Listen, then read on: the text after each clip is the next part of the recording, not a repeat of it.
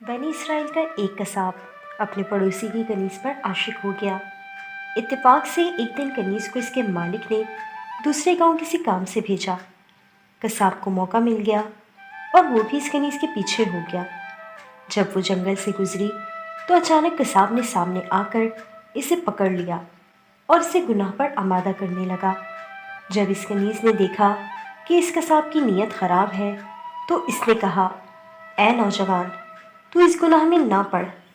हकीकत ये है कि जितना तू मुझसे मोहब्बत करता है इससे कहीं ज़्यादा मैं तेरी मोहब्बत में गिरफ्तार हूँ, लेकिन मुझे अपने मालिक के हकीकी का खौफ इस गुनाह से रोक रहा है। इस नेक सीरत और खौफ खुदा अज़्ज़ा वजल रखने वाली कनीज़ की ज़ुबान से निकले हुए ये अल्फाज तीर बनकर इस कसाब के दिल में पेवस्त हो गए और इसने कहा, जब तू अल्लाह अज़्ज़ा वजल से इस कदर डर रही है तो मैं अपने पाक परवरदिगार अज़्ज़ा वजल से क्यों ना डरूं? मैं भी तो उसी मालिक का बंदा हूँ। जा, तू बेखौफ होकर चली जा। इतना कहने के बाद उस कसाब ने अपने गुनाहों से सच्ची तौबा की और वापस पलट गया। रास्ते में से शदीद प्यास महसूस हुई, लेकिन इस वीरान जंगल में कहीं पानी का दूर दूर तक कोई नामो निशान ना था। करीब था कि गर्मी और प्यास की शिद्दत से इसका दम निकल जाए। इतने में इसे इस ज़माने के नबी का एक कासिद मिला। जब इसने कसाब की ये हालत देखी तो पूछा, तुझे क्या परेशानी है? कसाब ने कहा, मुझे सख्त प्यास लगी है। ये सुनकर कासिद ने कहा, हम दोनों मिलकर दुआ करते हैं कि अल्लाह अज़्ज़ा वजल हम पर अपनी रहमत के बादल भेजे और हमें सैराब करे यहाँ तक कि हम अपनी बस्ती में दाखिल हो जाएं। कसाब ने जब ये सुना तो कहने लगा, मेरे पास तो कोई ऐसा नेक अमल नहीं जिसका वसीला देकर दुआ करूं। आप नेक शख्स हैं, आप ही दुआ फरमाएं।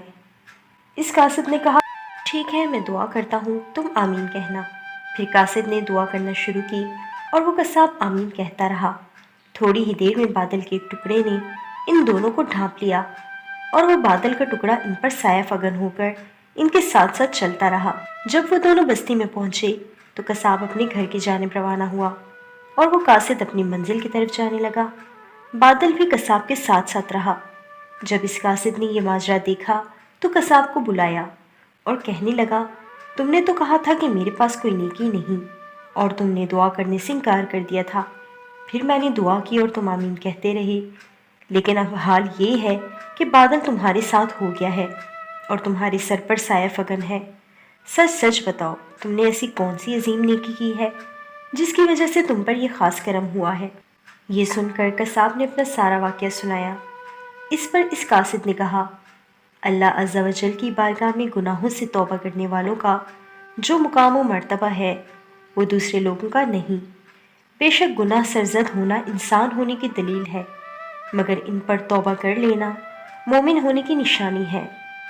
आपको हमारी वीडियो पसंद आए तो हमारे चैनल को सब्सक्राइब कीजिए। जज़ाकल्लाह।